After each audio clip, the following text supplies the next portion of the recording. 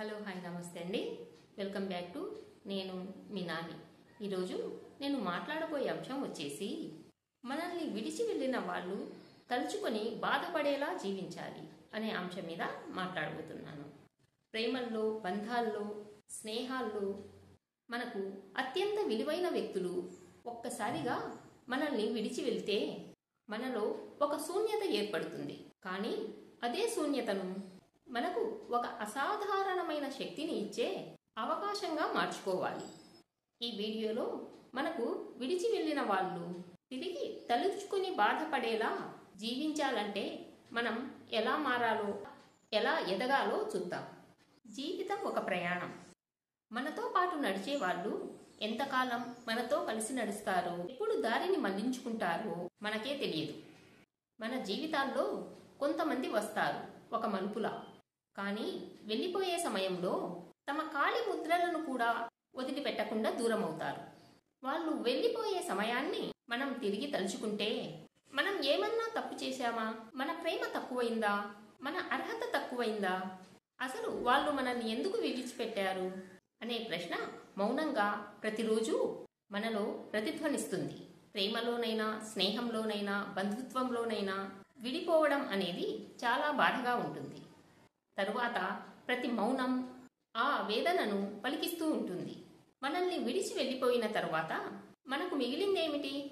బాధ, మౌనం, వాళ్లతో మనకున్న అనుభూతులు, వాళ్లపై మనకున్న మరణించిన ఆశలు. కానీ అదే సమయంలో ఒక ప్రశ్న కూడా మిగిలి ఉంటుంది. ఇప్పటి నుంచి నేనేం చెయ్యాలి అనేదే ఆ ప్రశ్న.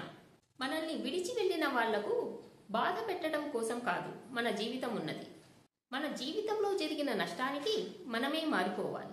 ఎవరైనా మనల్ని విడిచి వెళ్తే ఆ శూన్యాన్ని మనలో శక్తిగా నింపాలి. ఒక మంచి ఉద్యోగం కావచ్చు, ఒక మంచి వ్యాపారం కావచ్చు, ఏదైనా ఒక కళలో ప్రావీణ్యత సంపాదించడం కావచ్చు. మనం ఎదగాలి. అదే మనం వారికిచ్చే మౌన సమాధానం. మనం వాళ్ళను మర్చిపోవడం కాదు. వాళ్ళు మనల్ని తలుచుకుంటే వాళ్లకు బాధ కలిగేలా ఎదగాలి. మన ఎదుగుదల ఒక సందేశం కావాలి. మనల్ని వదిలి వెళ్ళడం అనేది వాళ్ళు జీవితంలో చేసిన అతి పెద్ద పొరపాటు అనేలా జీవించాలి.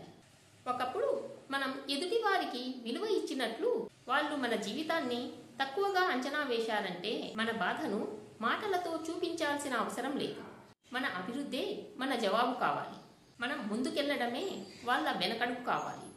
ప్రతీకారం మాటల్లో కాదు, ప్రయోజనాల్లో ఉండాలి. బాధగా మారిన మనసు, బాధగా మారిన ప్రేమ, ఇవన్నీ మన కోసం కాకుండా మన ద్వారా వాళ్ళకు అర్థం కావాలి. ఎంత గొప్పగా ఎదగాలి అంటే వాళ్ళు ఒక్కసారి మనల్ని తలుచుకున్నా తల వంచేలా అయిపోవాలి.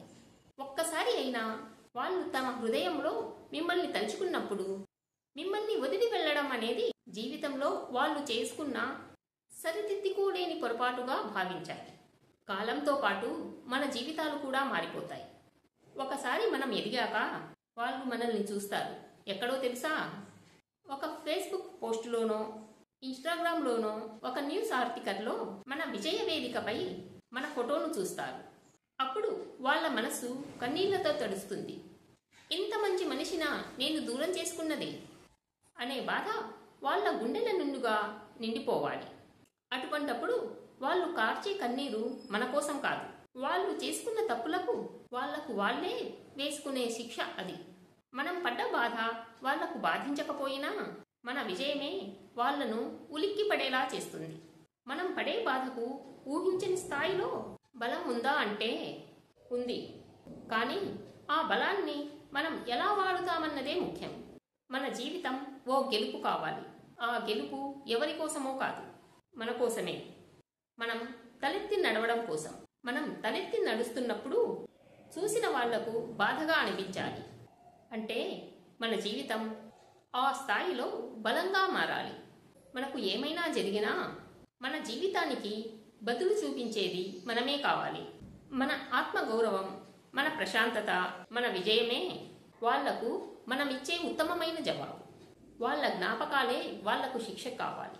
అది మన చేత మౌనంగా ఇవ్వబడిన అభిషేకం కావాలి. చివరిగా ఒక మాట. ప్రేమించమని మనం ఎవరిని బలవంతంగా ఒప్పించలేం. మనతో ఉండమని కూడా కాదు. కానీ ఒకటి మాత్రం మన చేతిలో ఉంది. అది ఏమిటంటే మన జీవితాన్ని మనం ఎలా తీర్చిదిద్దుకోవాలి అనేది. వాళ్ళు మనల్ని విడిచిపెట్టిన రోజు మొదలుపెట్టిన మన ప్రయాణం వాళ్ళు మనల్ని తలుచుకున్నప్పుడల్లా వాళ్లకు బాధ కలిగించేలా ఉండాలి. మన ఎదుగుదలే వాళ్ళకి నిద్రలేని రాత్రులు కావాలి. ఈ వీడియో మీకు నచ్చిందని అనుకుంటున్నాను.